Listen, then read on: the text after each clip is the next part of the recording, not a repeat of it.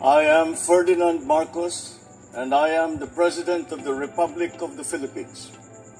I stand today on behalf of 110 million Filipinos.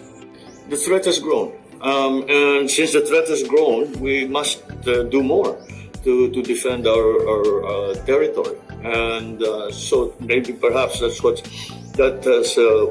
people are seeing is that a more robust defense of our territorial rights as recognized by the international community through international law, through the UNCLOS, and we hew very close to that. We have not instigated any kind of conflict. We have not instigated any kind of confrontation. We are just trying to feed our people. We are just hoping to let our fishermen fish and to go about our business within our EEZ and within our baselines. And so I would say that it is whatever increase in activity there is, no matter how you define it. The U.S. has weighed in.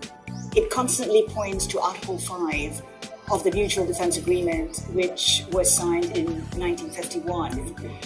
It now says that it now extends to all armed conflicts, armed attacks in any area of the South China Sea. In practice, what exactly does that mean? That an incursion, for example, to occupy, which has already happened, but we're still trying to keep it peaceful.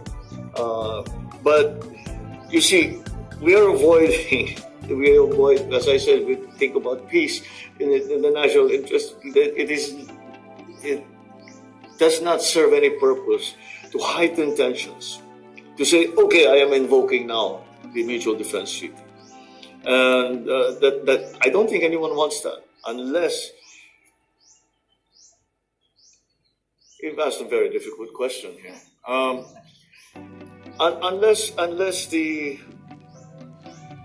effects are such that it is a threat, it will become an existential threat to the country, then I think it's very easy to say that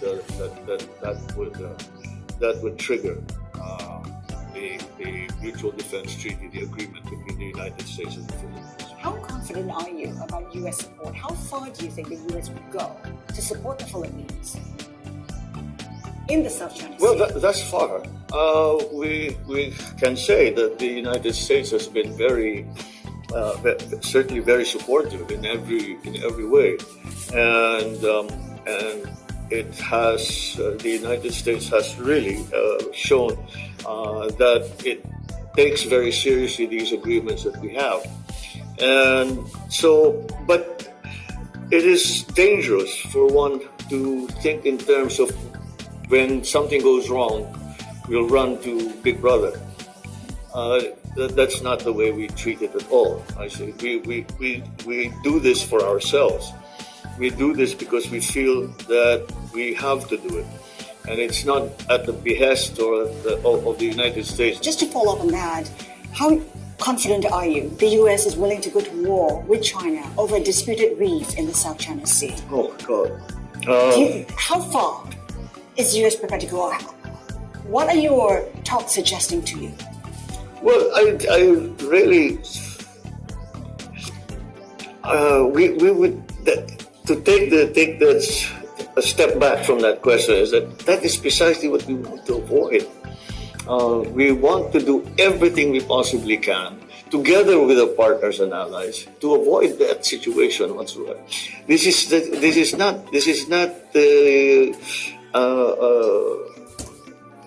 poking the bear, as it were.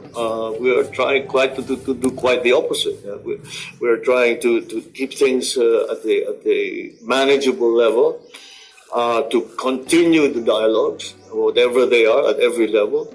And we have initiated many of those dialogues. We have dialogues at the sub-ministerial level, at the ministerial level, and at the executive level. And so I think that's what we have to continue, because there are many volatilities in the area, in the region, Back in May, you talked about how Philippine military bases will not be used for offensives against China. Do you still maintain that position? Yes, of course. Of course.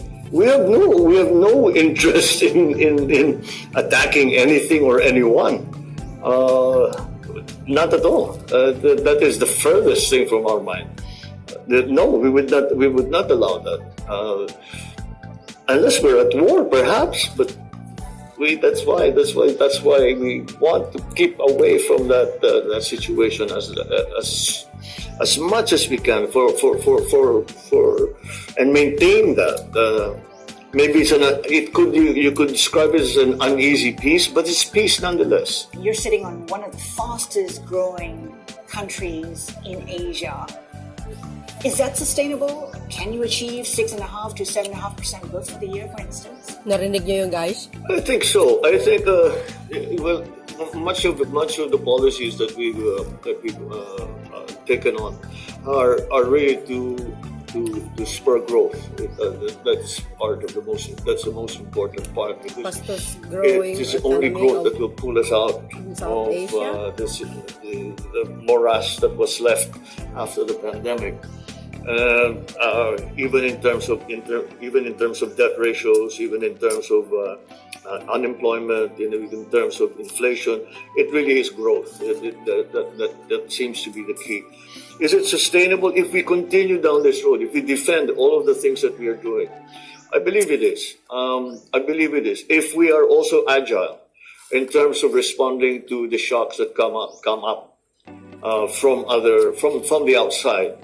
To put it that way, shocks that we cannot control or can have very little influence over, if any. So that will be the key. It's a 6-year term. Do you think you can get to 8% within 6 years that you're in office? Sure, why not? There's no. We always plan for the ideal. We don't plan for a mediocre result. We plan for a very good result. And as I said, we just have to adjust along the way as we continue to transform the economy. But yes, I think it is. I think it is doable. Several banks are currently in focus because of interest rates. In the Philippines, rates are at, I think, 17-year highs. How much room is there for you to cut rates? Or rather, the BSP to cut rates? We're still battling inflation. Inflation is still our biggest problem. And when you separate core inflation to inflation that involves agri-products, for example, you can see that the core inflation, we're doing rather well in terms of controlling it. But again, these shocks that will keep coming in. But still not quite the time to cut rates because inflation is still sticking. Perhaps we look at it almost every week to see if it's time to bring down the rates. We are not yet there. And the peso at a 3-month high, are you comfortable with the peso at a 3-month high? Yes, because it's an indication of the strength of the economy. There is a downside to it for the Philippines because of our overseas workers, where the dollar is worth a little less than it normally would be. But I see it as an affirmation that the economy has grown stronger, and that's one of those obvious tests. And the dollar, I mean, of course, because it's a relative measure. The dollar has not depreciated. So if